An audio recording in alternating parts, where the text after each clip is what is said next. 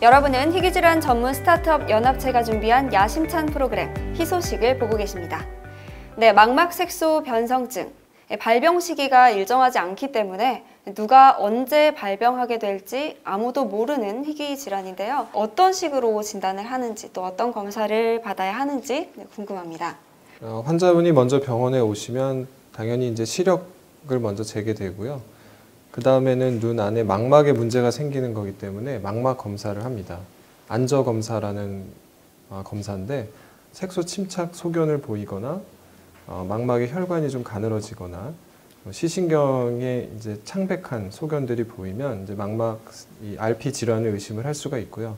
그 다음에는 이제 시야가 좁아질 수 있기 때문에 시야 검사를 하고 아까 말씀드린 것처럼 야맹증을 일으키는 그 광수용체 검사, 그거는 그 전기 생리 검사라는 건데 마치 저희가 이제 EKG 찍을 그 심전도를 찍을 때 여기 심전도를 찍으면 이렇게 전파가 나오는 것처럼 망막에서도 그런 전파가 나옵니다. 그래서 전파의 패턴을 분석하면 어두울 때 보는 광수용체 기능이 떨어져 있구나 이제 이런 걸 알 수가 있거든요. 그런 검사를 하고 그 외에 이제 추가적으로 이제 최근에 나온 검사들이 또 있는데 빛 간섭 단층 촬영, 자가 형광 안저 검사 이런 소견들을 다 종합해서 이제 진단을 하게 되죠. 네, 그렇군요. 저 같은 경우도 50세에 네. 병원에 갔다가 아까처럼 그 우리 이 교수님 얘기대로 검은 그 뼈조각 같은 검은 반점들 그게 몇 개가 있었던 모양이에요. 50대. 결국은 망막색소 변성증으로 진단을 받게 됐는데 갑자기 실명한다는 소리에 크게 당황한 적이 있습니다. 네, 그 말씀해주신 그런 진단이나 질환의 진행 경과 확인은 혹시 대형 병원에서만 가능한 건지 아니면 일반급 의원 병원에서도 가능한 건지 좀 궁금하거든요. 아까 말씀드린 그런 검사가 가능하다면, 가능한 기구가 다 갖춰져 있다면 어느 의원에서든 진단을 받으실 수는 있는데 보통 저희가 추천해 드리기는 처음 진단은 좀 큰 병원에서 받으시고 그 다음에 경과 관찰은 집 근처 가까운 병원에서 기본적인 검사만 하시면서 경과를 보시다가 정밀 검사는 이제 대형 처음에 진단받으신 병원에서 뭐 몇 년에 한 번씩 이렇게 해보시는 게 좋을 것 같습니다. 네, 그렇다면 이 망막색소 변성 환자분들의 정기 검진 주기는 어느 정도가 또 적당하고 또 검진 시에 체크해야 할 사항이 있다면 어떤 것들이 있을까요? 진행이 이제 빠르지 않은 편에 속하시는 분들은 한 1년에 한 번 정도 그렇게 말씀을 드리고 있고요. 아니 진행이 조금 빠른 듯하다 하시는 분들은 한 6개월에 한 번 정도 검진 주기를 잡는데 환자분이 처한 상황하고 그 질병의 진행 정도를 보고 진료하시는 의사 선생님하고 얘기를 나눠서 그 주기를 잡으시는 게 좋을 것 같습니다. 네, 그리고 이어서 그 체크해야 될 사항에 대해서도 검진 시에 네. 있다면 추가적으로 말씀을 좀 보통 해주세요. 처음에 진단할 때는 안저 검사는 기본 검사고 아까 말씀드린 빛 간섭 단층 촬영이라는 검사가 있는데 그거는 그 광수용체를 조금 더 정밀하게 볼 수가 있거든요. 그 검사는 아마 보통 많이 하시게 될 거고요. 자가 형광 안저 검사라는 게 있습니다. 그거는 그 망막에서 나오는 자가 형광을 잡는 좀 어려운 검사인데 그런 검사를 하면 진행 정도를 좀 알 수가 있거든요.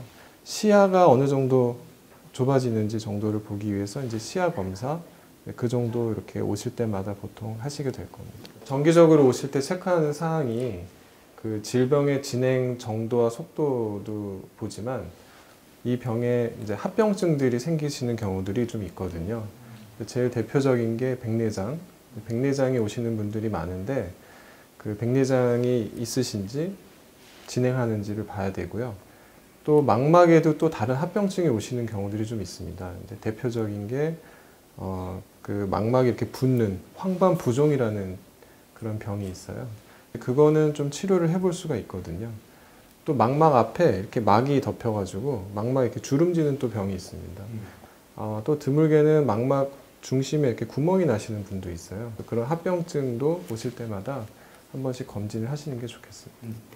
그 이동우님께서는 네, 안과 질환이 나타나기 시작해서 RP 질환이다라고 이 진단을 받기까지 시간이 혹시 얼마나 걸렸었는지 궁금하거든요. 아, 군대 입대 전후로 해서 증상이 좀 구체화됐었던 것 같은 기억이 나요.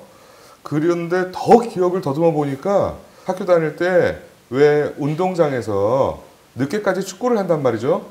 밝을 때 축구를 시작해서 밤 늦게까지 축구가 이어질 경우에 시작했을 때는 다른 친구들하고 크게 이상 없이 나도 잘 뛰었는데 이게 해가 미역미역 넘어가면서 다른 애들은 여전히 잘 뛰는데 나만 헤매는 거죠. 헛발질하고 날아다니는 공을 못 쫓아, 내 시선이 못 쫓아가고 그래서 좀 이상하다 했었던 기억을 막 더듬어 보니까 발견할 수 있었어요.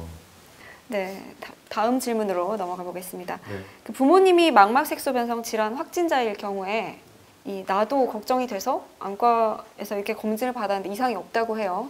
그런데 현재 증세가 없어도 가족력이 있을 경우에 검사를 통해서 그 향후의 발병 가능성을 예측할 수 있는지 좀 궁금하거든요, 회장님. 특이한 그 LCA 같은 걸 빼놓고는 한 3, 40대까지 증상이 아까처럼 크게 없다고 그러면 크게 걱정은 안 해도 되고 네. 다만 이제 아까처럼 안과적인 검사를 통해서 부모로부터 혹시 물려받은 질환인지 좀 더 밖으로 나타나는 증상을 좀 확인할 필요가 있고 더 구체적으로는 아까 얘기한 대로 유전자 분석을 통해서 또 정확한 진단할 필요는 있지요. 네, 그렇군요. 부모님이 질환이 있으실 때 나한테도 나타날지를 확인해 볼 수 있는 어떻게 보면 가장 간단한 방법은 만약에 할아버지랑 할머님이 밤에 야맹증이 있고 밤눈이 어두우셔서 고생하셨다 그 말씀을 만약에 부모님들이 하신다면 그 경우는 우성 유전일 가능성이 많거든요. 그 우성 유전은 자녀분의 2명 중에 1명에서 나타날 수 있기 때문에 할아버지 할머니 때에서 고생하셨고 부모님이 진단을 받으셨다면 본인한테 나타날 확률이 한 50% 되는 거죠. 근데 할아버지 할머니 형제들 포함해서 다 괜찮으셨는데 부모님만 그러시다 하면은 아마도 우성 유전이 아닐 수도 있습니다. 열성 유전이나 이런 경우는 본인한테 나타날 확률이 더 적기 때문에 그럴 때는 본인이 RP 환자일 가능성이 좀 떨어지죠.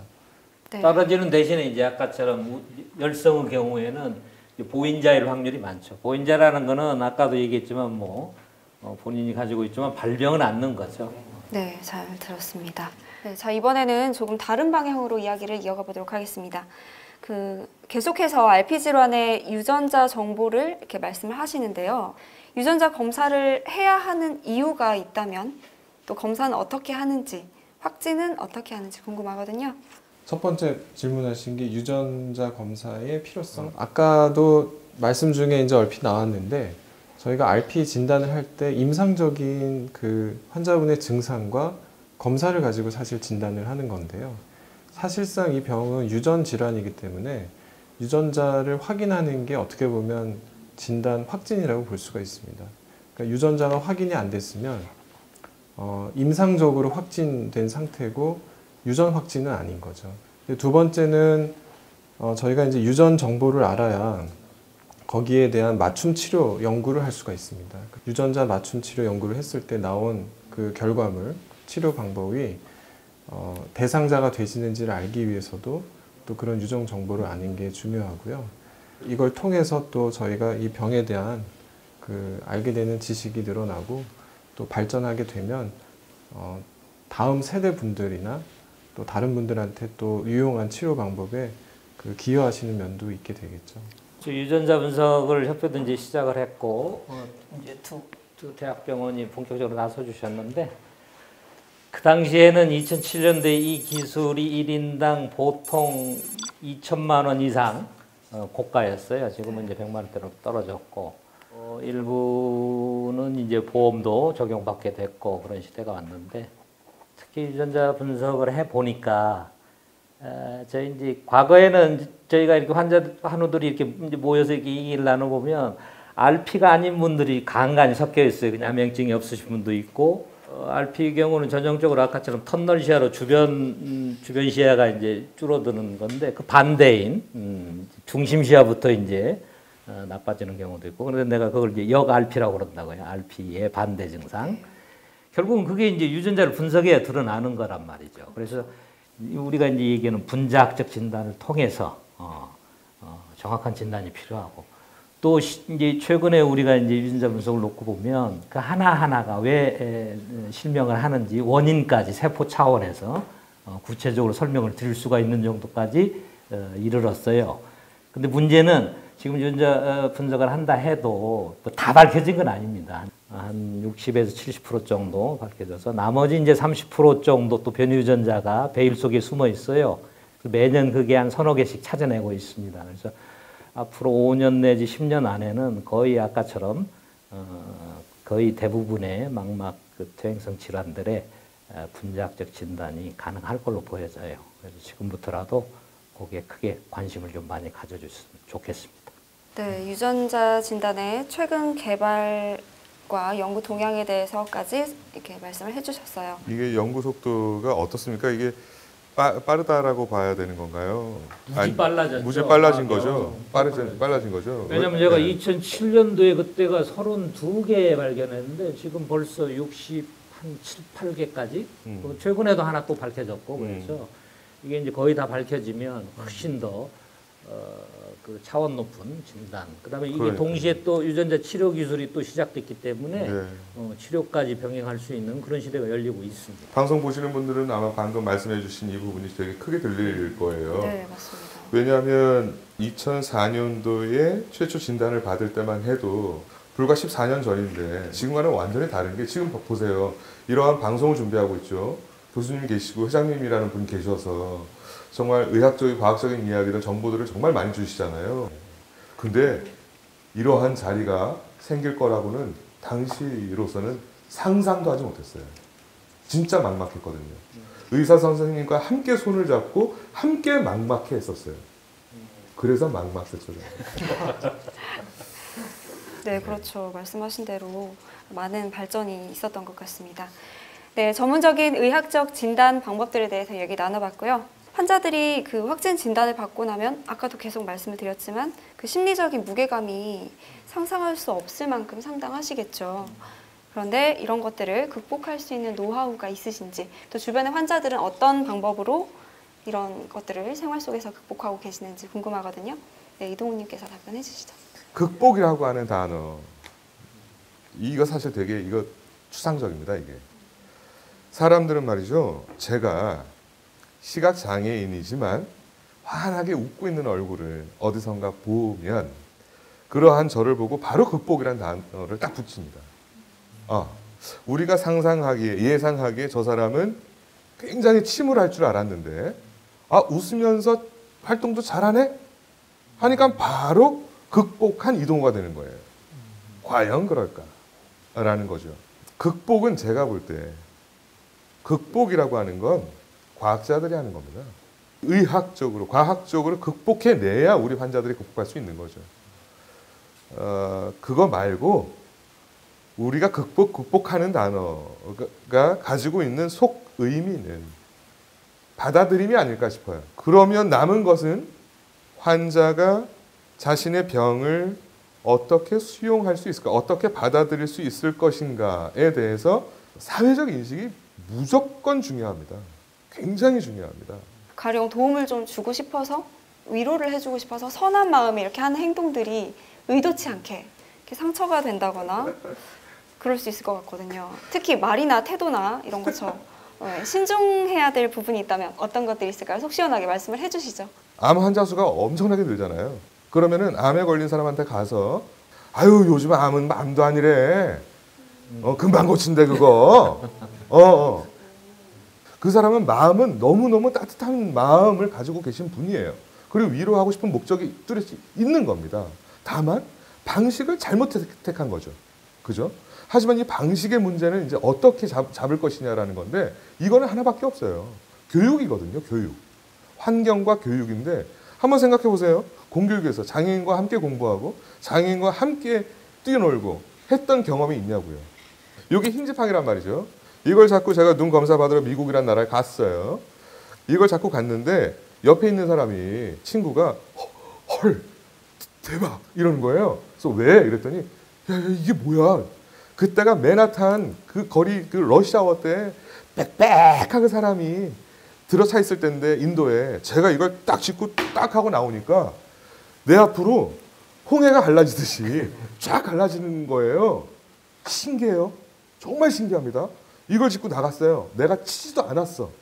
그런데 나를 발견한 사람이 I'm terribly sorry 이래요. 왜요? 내가 당신을 치지도 않았는데 왜요? 하도 그런 얘기를 많이 들으니까 물어본 거예요. 한 번은. 당신의 진로를 방해하고 있지 않았습니까? 라는 거예요. 미리 당신을 보고 피했어야 되는 건데 끝까지 지켜보지 못하고 있어서 미안합니다라는 뜻이었어요. 이런 마음을 갖기까지 앞으로 우리나라가 사회 인식이 얼마나 걸릴까요? 네, 사회적인 배려와 또 장애 인식 교육이 절실한 것 같습니다. 네. 네, 지금까지 RP 질환을 진단하는 방법에 대해서 얘기 나눠봤는데요. 진단을 통해서 질환을 예견해 볼 수도 있고 또 여러 가지 방법으로 질환을 진단할 수 있다고 합니다. 그렇다면 이렇게 진단받은 질환의 치료법이 가장 중요하겠죠. 이어서 다음 주제로 RP 질환의 치료 정보를 파헤쳐 보도록 할게요. 데이터를 기반으로 유전체 검사를 통해 질환을 파악하는 3빌리언, 희귀 난치 질환 환자의 질환 데이터를 수집하는 휴먼스케이프, 그리고 이 모든 선행 데이터를 바탕으로 질환의 치료제를 개발하는 닥터노아 바이오텍이 치료기의 확대를 위한 원스톱 솔루션을 제공합니다.